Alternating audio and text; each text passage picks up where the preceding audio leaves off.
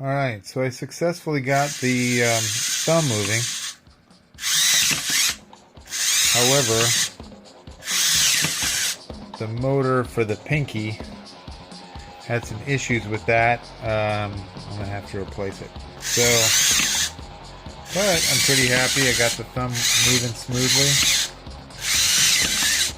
It's always something. Fix one thing and something else breaks. But that's alright. I'm happy. I can get that pinkie running again. I've got some more motors. Pretty cool. We'll be on to the forearm soon.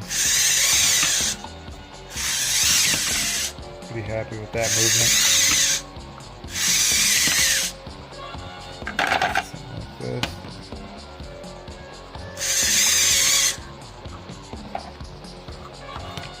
Does that really well.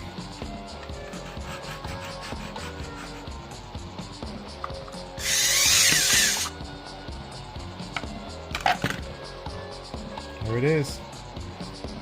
Alright. I'll be back soon with more. Until next time.